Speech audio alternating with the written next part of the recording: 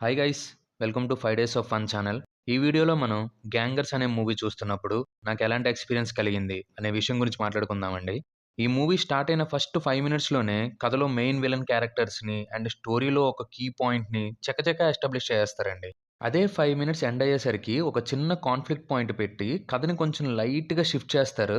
ఇంకా అక్కడి నుంచి ఇంటర్వెల్ పోర్షన్ వరకు అక్కడక్కడ లైట్‌గా కాన్‌ఫ్లిక్ట్ పాయింట్‌ని టచ్ చేస్తూ మిగతా రన్ టైమ్ అంతా కూడా మిగిలిన క్యారెక్టర్స్ ఇంట్రడక్షన్స్‌కి అండ్ కామెడీకి అండ్ అన్నెసెసరీ లవ్ ట్రాక్‌కే కేటాయించేశారండి. వీటిలో ఏ పోర్షన్స్ కూడా ప్రాపర్‌గా ల్యాండ్ అయినట్టు అనిపించలేదండి. ఇంకా ఇంటర్వెల్ పోర్షన్‌లో ఒక మంచి ట్విస్ట్ ఇస్తారు. ఆ ట్విస్ట్ వరకు బాగానే అనిపించింది.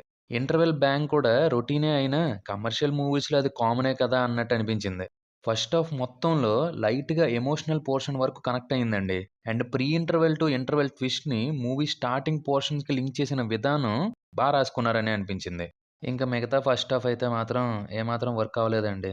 హీరో క్యారెక్టర్ కోసం లైట్‌గా ఏదో కొంచెం కమర్షియల్ యాంగిల్ ట్రై చేశారు గానీ, ఆ పోర్షన్ అంతా కూడా ఫోర్స్‌డ్‌గా అనిపించింది తప్ప ఏమాత్రం ఇంట్రెస్ట్‌ని క్రియేట్ చేయలేకపోయింది ఫస్ట్ హాఫ్‌లో. ఇంకా సెకండ్ హాఫ్ స్టార్ట్ అయ్యాక లీడ్ క్యారెక్టర్‌కి సంబంధించి ఒక ఫ్లాష్ బ్యాక్ పోర్షన్ ఓపెన్ చేస్తారండి. అది చూసాక మూవీ కొంచెం రివెంజ్ యాంగిల్‌లోకి షిఫ్ట్ అయ్యిందా అన్న ఫీలింగ్ కలుగుతుంది. ఆ రివెంజ్ యాంగిల్‌ని డైరెక్టర్ గారు సీరియస్‌గా కాకుండా కామెడీగా డీల్ చేసిన విధానం సెకండ్ హాఫ్ వరకు బాగా వర్క్ అయిందండి. సెకండ్ హాఫ్‌లో కూడా కొన్ని కొత్త క్యారెక్టర్స్‌ని ఎంటర్ చేస్తారండి.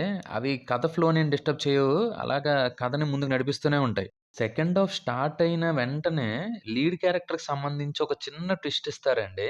ఫస్ట్ హాఫ్‌లో ఆ క్యారెక్టర్‌కి సంబంధించి కథను నడిపించిన విధానం వల్ల సెకండ్ హాఫ్‌లో ఆ ట్విస్ట్ వచ్చినప్పుడు బానే వర్కౌట్ అయింది.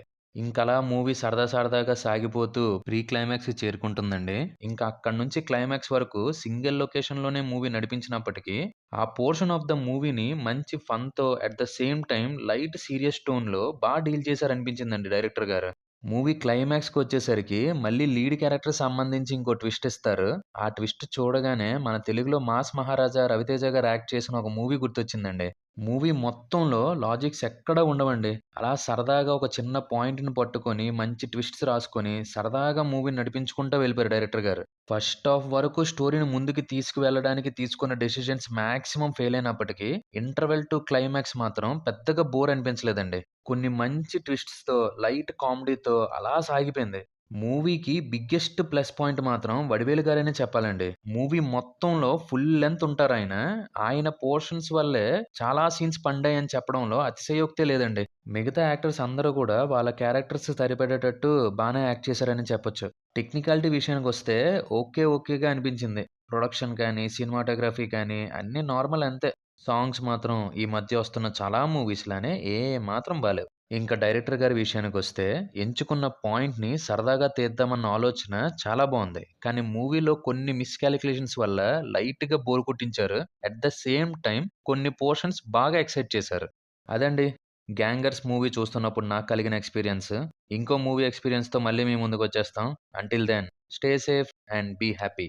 By by.